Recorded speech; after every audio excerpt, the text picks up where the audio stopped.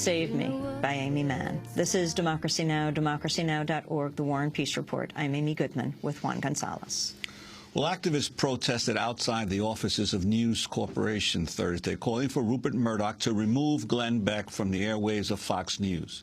The organization Jewish Funds for Justice accused Beck of, quote, unchecked hate-mongering and public incitement.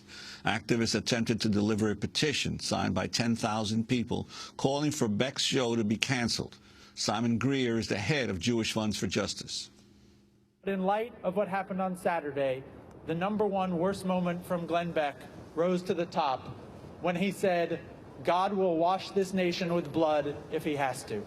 Now, once again, I'm not saying that Glenn Beck pulled the trigger on Saturday, but if you present this kind of rhetoric and you warn us that God will wash this nation in blood if he has to, you are creating a climate in which terrible, tragic violence is likely to take place.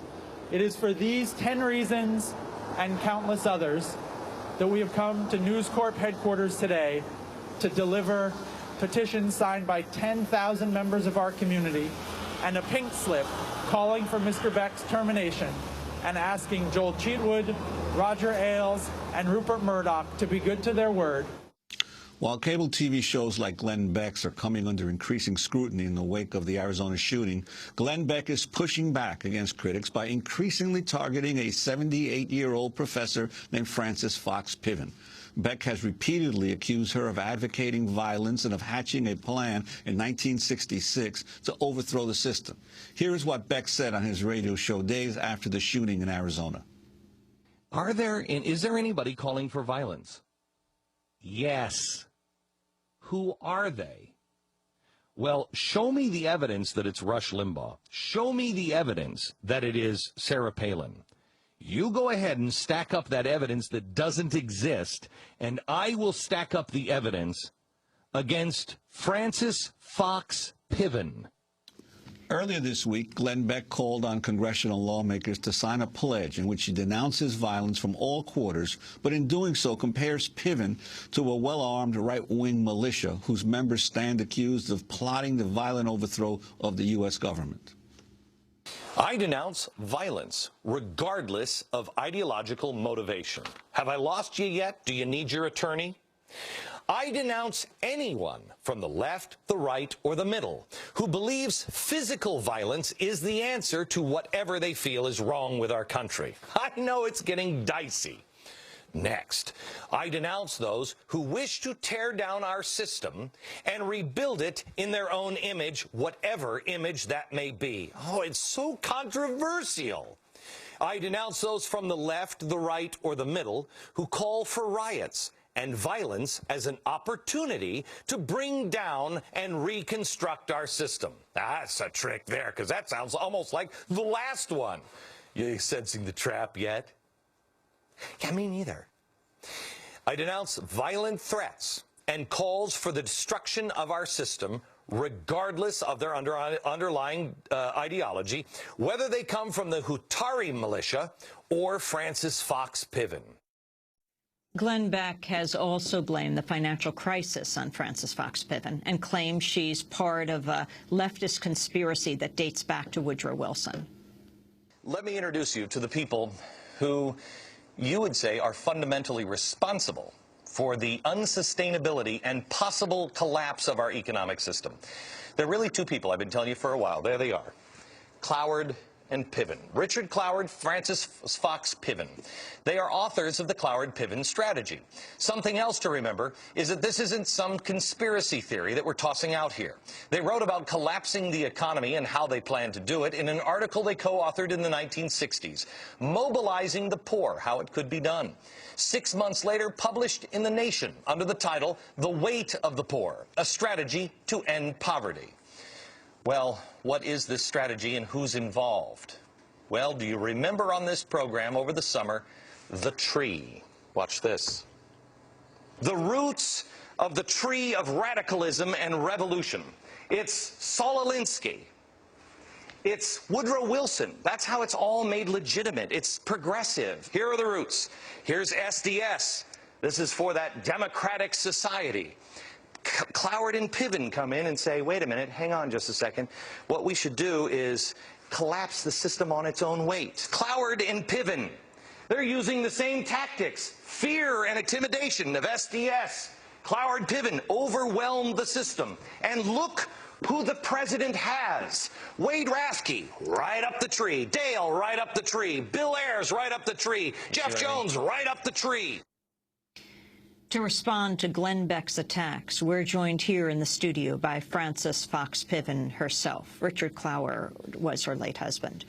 Frances Fox Piven is a professor of political science and sociology at the Graduate Center, City University of New York. She's the author most recently of Challenging Authority: How Ordinary People Change America. Welcome to Democracy Now!, Professor Piven. Glad to talk to you again, Amy and Juan. This has been going on for, what, more than a year now, this targeting? Well, a couple of years, but I think it started before I was aware of it. I don't actually listen to Glenn Beck, and I only became aware of it when I was interviewed by a couple of people pretending to be students and working on a term paper. I let them come to my home. They interviewed me. Who did they say they were? Students at Western State Michigan University. They said they had been assigned Challenging Authority, and that to do their term paper, they wanted to do a video, which, you know, I'm sort of used to. Students are always looking for ways to do a term paper without reading anything. So I had been in an automobile accident, so I asked them to come to my home if they wanted to. I said they could have an hour. And a couple of days later, the clips from the interview were up on the Andy Breitbart blog, a right-wing blog. So then a friend of mine Googled this person, the lead person, and he was a right-wing operative in Michigan, running a little organization devoted to attacking the teachers' union in Michigan. Who had been in your home? Pardon me? Who had been in your home? Yes. And after that, I got maybe 5 or 6 requests by students for interviews, students I didn't know. And then I Googled each one, and they were none of them students, so it was just an idea that was going around in right-wing networks.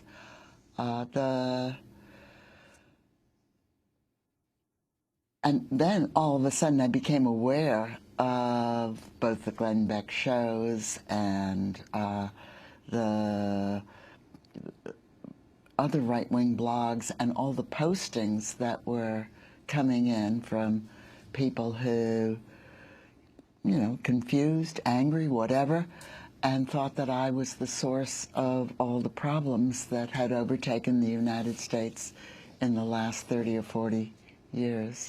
Well, Frances, this is really amazing because here you have been involved in writing and analyzing the American society now for more than 40 years, and you've never gotten as much attention on television as suddenly you've gotten in the last few years by Glenn Beck. And do you have any sense of what triggered this sudden decision of him, who actually, being only 46 years old, was just a baby when you and Richard Cloward first began writing about the welfare rights movement? What would trigger him to suddenly zero in on you? Well, I think that there's a certain amount of just accident that he picked me or picked Richard and me.